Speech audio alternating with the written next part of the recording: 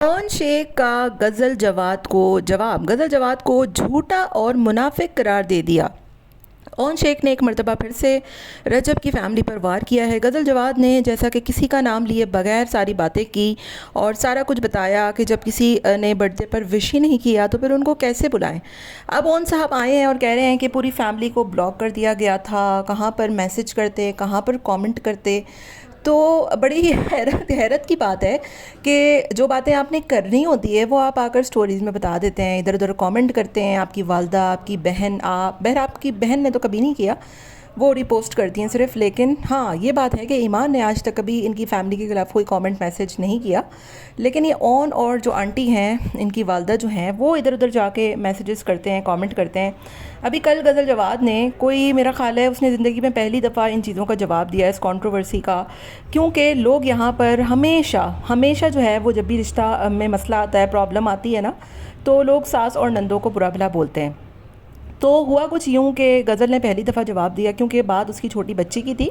लोग उसको क्रिटिसाइज़ कर रहे थे, लोग उसके हवाले से गलत बातें कर रहे थे। तो उसने पहली मरतबा आकर जवाब दिया कि बर्थडे में ना बुलाने की वजह ये थी, एक तो उन्होंने हमें विश ही नहीं किया, उनको कोई ताल्लुक़ रखना ही नहीं था। फिर ओन साहब आए और उन्होंने कहा कि हम तो विश करना चाहते थे, आप लोगों ने हमें ब्लॉक कर दिया। पहली बात तो ये कि जिसने रिश्ता रखना होता है ना, वो कुछ भी रास्ते निकाल लेता है। ये ब्लॉक कर दिया, ये सारी बातें जो है वो बिल्कुल फ़जूल है। बिल्कुल किया होगा उन्होंने ब्लॉक, आपकी बात 100% सच होगी। लेकिन क्या आप अपनी स्टोरीज़ पे बच्ची को विश नहीं कर सकते थे? जो लोग आयत को बद्दुआएं दे रहे थे, आप लोग उनको शटअप कॉल नहीं दे सकते थे? आप लोग उनको मुंह बंद नहीं करा सकते थे? आप लोग कभी उनका साथ दे के तो देखते।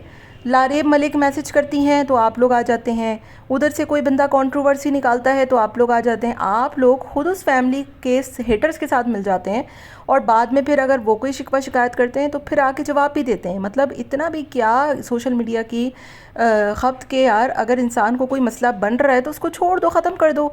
नहीं, उसके पीछे पड़ना है, उसके पीछे लग जाना है। लड़ाई अगर आप इसी तरीके से जारी रखेंगे ना, तो ये लड़ाई कभी ख़त्म ही नहीं होनी। ज़िंदगी ने तो ख़त्म हो ही जाना है, लेकिन लड़ाई ने ख़त्म नहीं होना।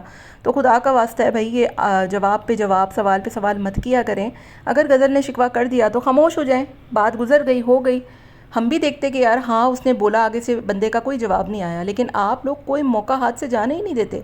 उधर कोई भी उठ के एरा गरा नथु केरा आता है, कोई भी बिग फैन शैन मैसेज निकालता है, आप जाकर वहाँ पर तालियां बजाना शुरू कर देते हैं, आप जाकर वहाँ ऊट पटांग बातें शुरू कर देते हैं।